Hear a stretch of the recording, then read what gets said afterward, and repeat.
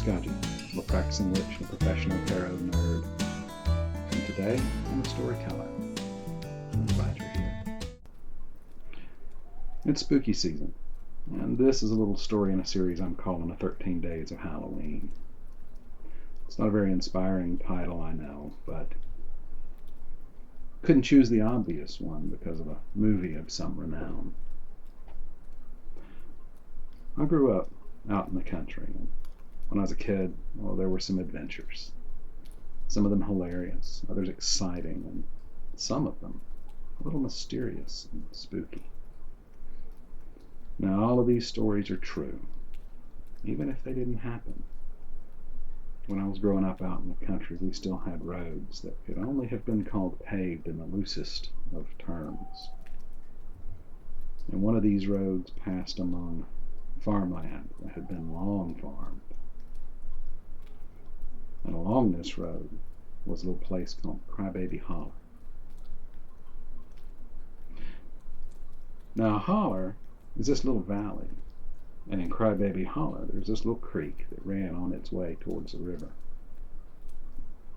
And I'd heard stories my whole life about the weird things people had seen and heard there.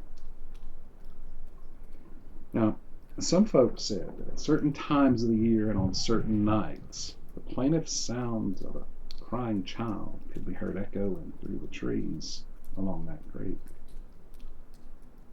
Some said that a child had been swept away in a sudden flood.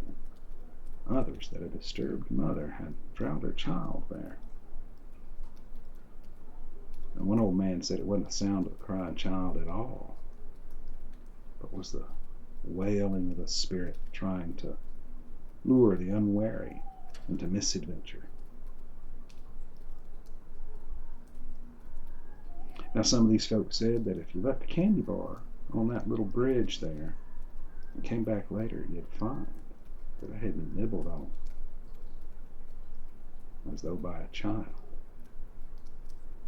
And others told me that if you left a toy there and you came back later, you'd find it moved and had been played with. Now, I didn't really believe any of this. It's just old stories, right? So I set out one night in October, I don't really remember which one, to see what I could see there. The road that ran through Crybaby Holler was already old when I was a kid, and every now and then the county would come through and grade it smooth, but that's all the attention that it ever saw. Now, as I drove down this road, I could see the dust coming off of it in my rearview mirror. Passing by the fence lines, and here and there in the pastures, there were cattle grazing contentedly.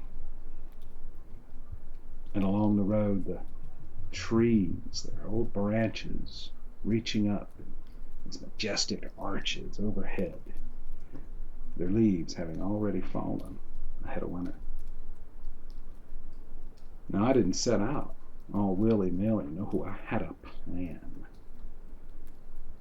I brought along some tasty treats and a couple of toys. Some Milky Way candy bars and a few Hot Wheels cars rested in a paper bag beside me on the seat. And I'd also brought along a trusty flashlight or two as well.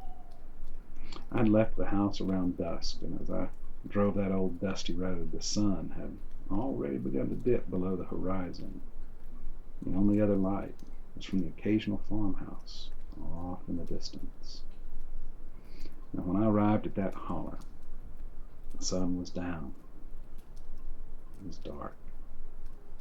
I stopped about 50 yards away from that little bridge crossing that creek, and I got out of my car. I had my little paper sack, my flashlight, and a few Wiggins that had decided to come along for the trip. Now, nervously, I walked towards that bridge, my car's headlamps shining yellow on the road. And the only sounds I could hear was the gurgling of that creek and the gravel on the road crunching under my feet.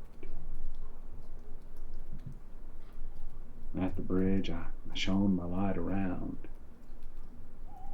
Its beam was shaken and unsteady as I observed my surroundings.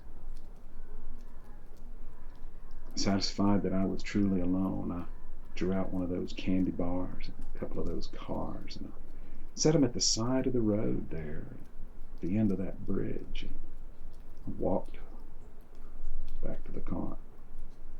I didn't hurry, not in the least, no. And back at the car, I turned off the headlights and I sat there in the dark, waiting. And I waited, and I waited.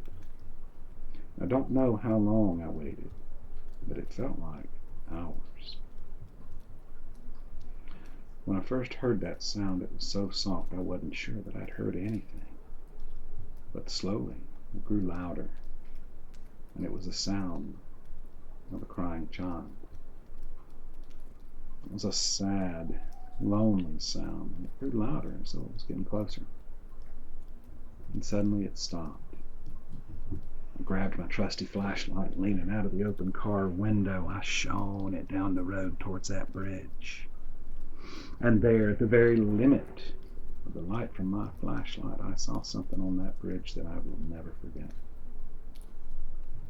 Kneeling at the edge of the road on that bridge was a shadowy figure. It was roughly the size of a child, maybe 6 years old, and in one hand it held a candy bar that it had been eaten, and in the other it was holding one of those Hot Wheels cars. Now, it was still unmoving, as though it had been interrupted in its play, and it was looking at me.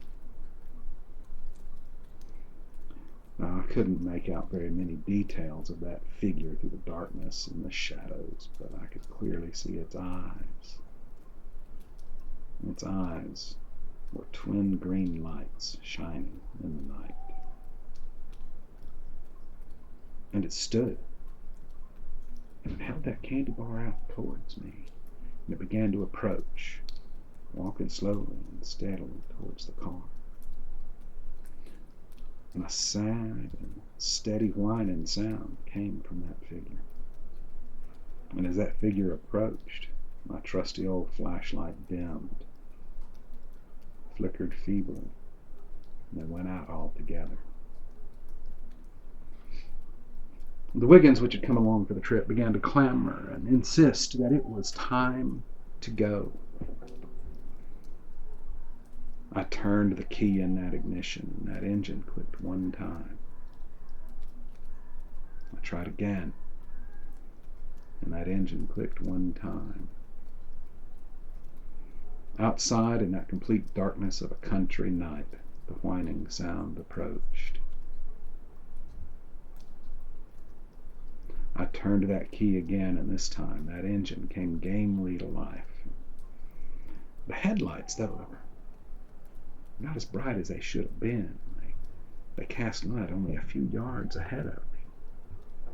And there, in that dim light, was a shadowy figure approaching, still holding out a nibbled candy bar towards me. I slammed that car into reverse and gave it all the gas I could, tires kicking up gravel and dust off the road as I backed away.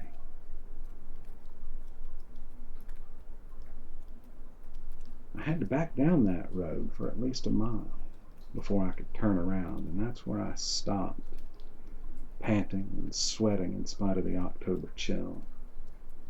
My hands were shaking so much I could hardly hold on to the steering wheel.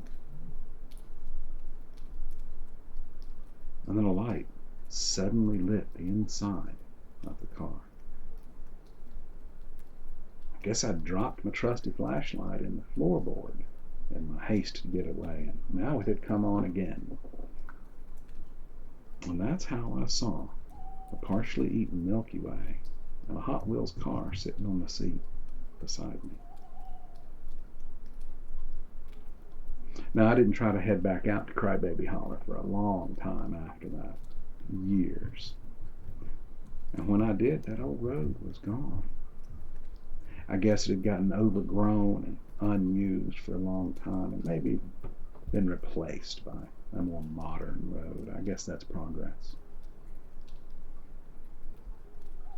but I'll never forget the events of that night for the rest of my life.